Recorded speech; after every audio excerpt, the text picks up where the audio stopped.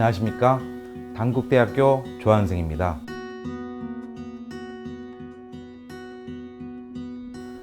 코로나19가 수그러들 기미를 보이지 않으며 전 세계로 확산되고 있습니다. 북한은 대외적으로 코로나19 확진자가 없다고 밝히고 있지만 국경을 폐쇄하고 개학을 연기하는 등 코로나19 차단을 위해 총력을 다하는 모습인데요. 오늘 이 시간에는 북한의 방역 실태와 남북 보건의료 협력 방향에 대해 알아보겠습니다. 북한은 정권 수립 초기부터 무상의료제, 예방의학제, 의사 담당 구역제 등 3대 보건의료 제도를 자랑해 왔습니다. 이 체계는 1970년대 초까지 비교적 잘 작동되어 왔습니다.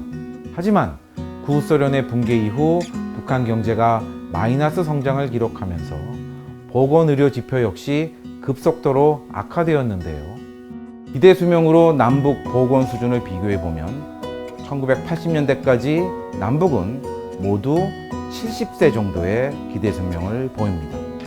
하지만 북한은 고난의 행군 시기가 절정에 달했던 1998년에는 기대 수명이 64세로 크게 떨어지는데요. 2000년대 이후 외부의 지원으로 사정이 점차 나아지면서 2015년에 70세로 회복되었습니다. 그렇지만 남한의 82세와는 아직도 이렇게 큰 격차를 보이고 있습니다. 북한의 보건의료 상황은 여전히 열악한데요. 국가별 보건안보 수준을 평가한 세계 보건안보 지수를 살펴보면 북한은 195개국 중 193등으로 가장 낮은 수준입니다. 이런 북한에서 현재 코로나19와 같은 감염병이 발생하면 어떻게 될까요? 사회 시스템의 마비를 넘어 체제 붕괴 가능성까지 예상되는데요. 보건 역량이 낮은 북한의 현실을 고려할 때 감염병의 유입을 막기 위한 가장 단순하면서도 확실한 방법인 국경 차단을 선택할 수밖에 없는 것이죠. 실제로 북한은 2014년 에볼라가 창궐하자 4개월 동안 국경을 완전히 폐쇄했습니다. 해외 순방을 마치고 돌아온 김영남 최고인민회의 상임위원장조차 3주간 격리되었을 정도로 예외가 없는 강력한 조치였습니다. 당시 중요한 외화벌이 수단이었던 평양 마라톤 대회까지 중단시켰습니다. 문제는 이런 국경 폐쇄가 장기화되면 오히려 북한에 대한 각종 지원도 함께 중단된다는 점입니다.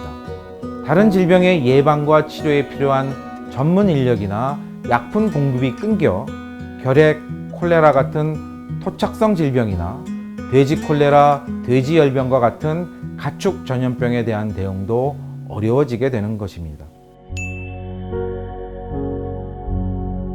코로나19의 경우와 같이 외부의 감염병이 북한 내부로 유입되는 경우도 문제지만 반대로 북한의 질병이 바깥으로 전파되는 것 역시 문제가 될 수 있습니다. 특히 앞으로 남북 교류 협력이 재개되고 인적 교류가 빈번하게 이루어지게 된다면 북한의 보건 이슈는 우리에게도 심각한 문제가 될 수 있습니다.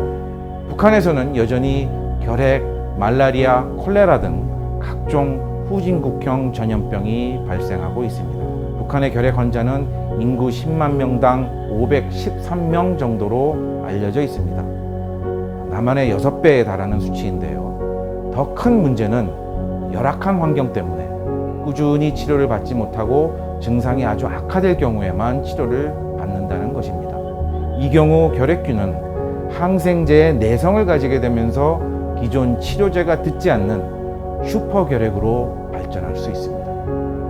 만일 북한에 슈퍼결핵이 만연하게 되면 엄청난 인적 피해가 발생하는 것은 물론 남북 인적 교류 재개에도 큰 걸림돌로 작용할 수 있습니다. 북한은 열대성 전염병인 말라리아 감염률도 높습니다. 평균 기온이 상승하면서 한반도는 말라리아 모기가 발생할 수 있는 환경이 되었고 방역이 잘 되어 있는 우리와 달리 북한에서는 말라리아 환자가 급증하고 있는데요. 문제는 이 말라리아 모기가 휴전선 이남으로 내려와 우리 군인이나 접경 지역 주민들이 감염되는 사례가 꾸준히 발생하고 있다는 점입니다. 이 같은 사례로 볼 때 향후 남북 교류 협력이 재개되더라도 안정적이고 지속적으로 이루어지기 위해서는 다른 어떤 분야보다도 보건 분야에서의 교류 협력이 우선될 필요가 있습니다.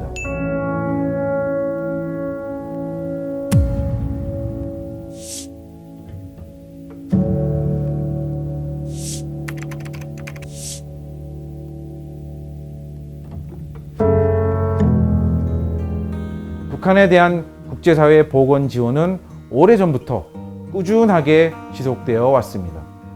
우리 정부를 비롯한 세계 여러 국가와 국제기구 그리고 민간협력단체와 인도주의 단체들이 참여해 왔죠.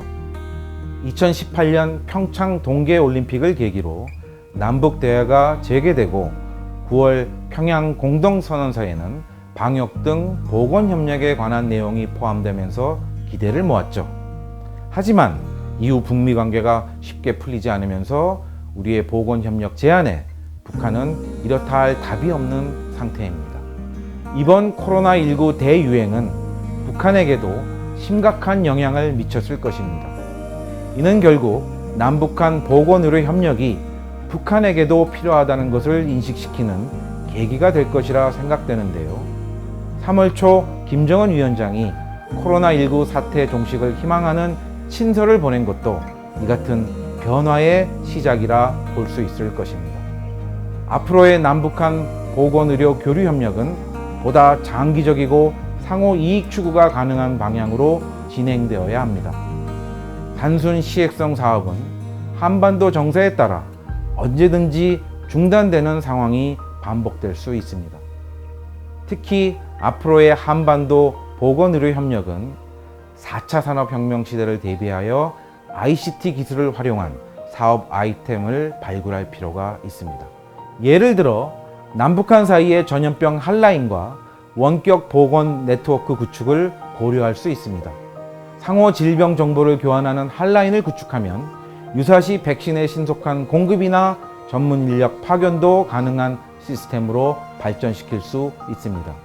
장기적으로는 한반도 질병 유전자 데이터베이스와 질병 지도를 구축하는 사업을 전개할 필요가 있습니다.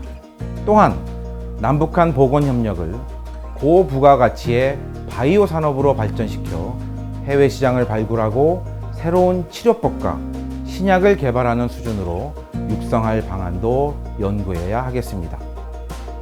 현재 한반도의 상황이나 남북 관계를 고려해 볼 때 이러한 보건 협력 아이템들을 당장 현실화할 수 있는 것은 아닙니다.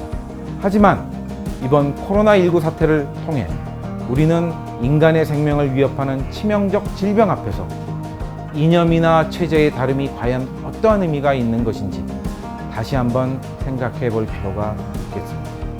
언젠가는 남북이 통일을 이루어야 하지만 한반도의 모든 사람들이 건강하게 통일을 맞이해야 하는 것이 우선이겠죠. 그런 점에서 우리는 남북 보건 과제와 통일을 연결하여 문제 해결에 시너지를 낼 수 있는 방안들을 발굴하고 개발하는 노력을 기울여야 할 것입니다. 감사합니다.